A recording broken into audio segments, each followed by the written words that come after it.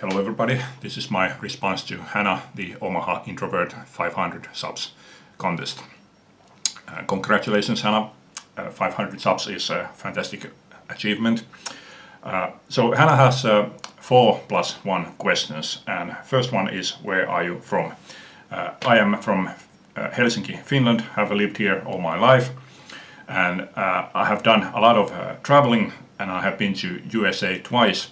But I think the closest that I have been to Omaha is here. Okay. The second question is best sounding album or CD, essay CD. And I'm not a really good person to answer this question because I am not an audiophile, but obviously I do have albums that I think that some sound better and some sound worse. And this is one fantastic sounding album. This is Boston Third Stage, and the sound on this album is absolutely clean. It's very clean, like it's like on a high-tech laboratory. It's absolutely pure clean sound. Then I thought I would show two Genesis albums. Both of these albums are my favorite by Genesis. And this one is a Trick of the Tail, and this vinyl album sounds awful. I think it sounds very muddy. Yeah, I really don't like the sound of that one. So that's why a few years ago I bought this CD and DVD set. And this one sounds a lot better, a lot better, 10 times, 100 times better than the vinyl. Fantastic sounding album. And that's why that led me to think about showing the other one.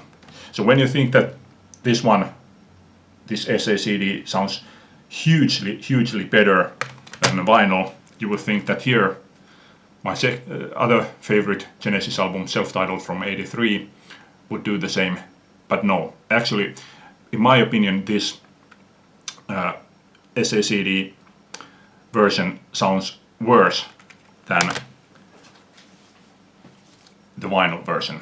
That's why I would say that this is a brilliant sounding vinyl album. But unsurprisingly, in my opinion, the best sounding album that I have shouldn't come as a surprise to anybody. It's by Pink Floyd, Dark Side of the Moon. And this SACD includes 5+1 surround version of this classic album. Fabulous, stunning sounding album, absolutely brilliant. Highly recommended. Okay, third question is your least favorite decade for music. And to me, it's the current decade. Back in the mid-90s, I realized that my music taste was leaning towards the past. There was by mid-90s I started realizing that there was always coming less and less bands and artists, new bands and artists that I was interested in. Majority of the new bands and artists that I was getting interested were older and older all the time, and it has steadily gone like that all the way up until today. I just checked all of my CDs from 2010 to today, and I could find 5 bands and artists who have released their first album during the 2010s. And actually 4 of those, because one of those bands has not released an album yet. There's only an EP so far. And even out of those 4, there is one question. This is The Absence by Melody Gardot, and this one was released in 2012. And I know that this was not her first album. There was at least 1 album, maybe 2 albums before this. So it's probable that she released her first album during the first decade of the 2000s. So that goes to show that how little there is modern music that I am interested in. Obviously, I do have a lot of records from the 2010 to today, but they are all by bands who have started before this decade. Okay, fourth question was show 5 psych albums, or if you are not into psych, by your favorite genre. My first thought about this was that, okay, I don't have a lot of psych albums, that mostly they are just Doors and Jefferson Airplane albums, so I wasn't going to show anything about those. But having watched quite a bit of these entries, I have watched something like 10 to 12, well, let's just say about 10 videos. And it turns out that I have a lot more than what I thought, but basically everything except for several Jefferson Airplane albums have been shown, so I decided to go with live albums. I love live albums, and I have already made a video about my favorite top 25 live albums, so I thought I would extend from there and show another 5 live albums that I didn't show on my video. And let's start with Elvis Presley, Aloha from Hawaii via satellite.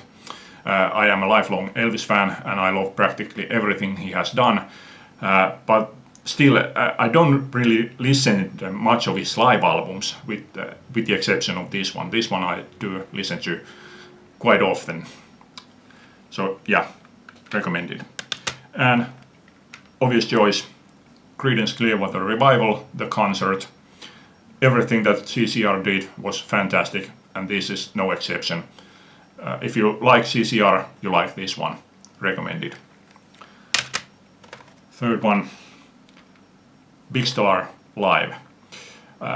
This is a very, very fascinating sounding album, in that this was recorded in a small studio. I don't know, maybe it was even a radio studio, I'm not sure, but it was recorded in a small studio with a small audience. So this sounds very much like you are right there in the audience, sitting in the front row with the band playing like 2 feet away from you.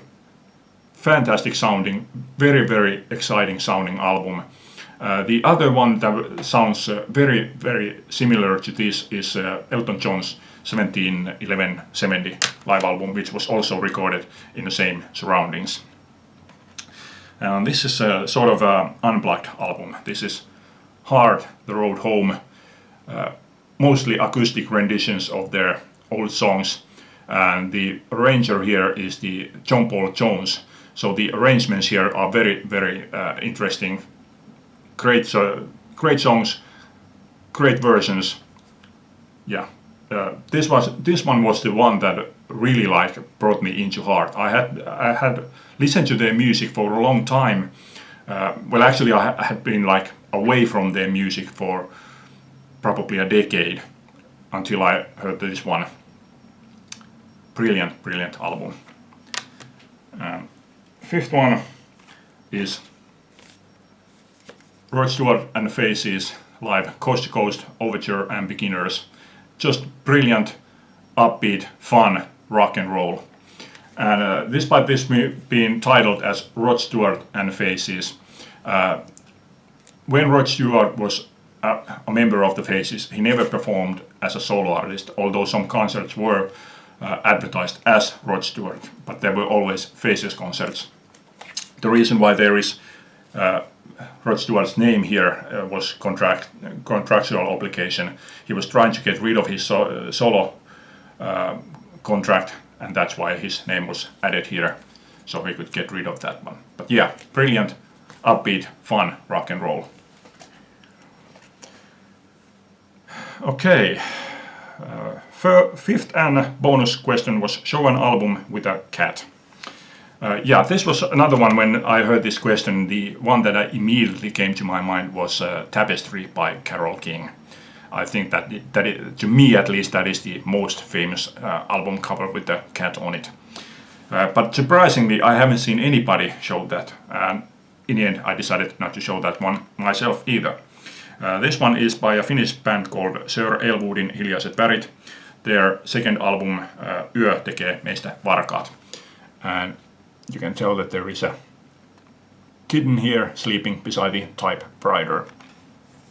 And the album that is much easier for you to locate if you are that way inclined. This one is by Ry Cooder. Album is called My Name is Buddy. And this is a concept album about the US in 1930s Depression time. And the story is told through the eyes of a cat and a mouse. Very, very interesting concept album. Brilliant songs, brilliant storytelling.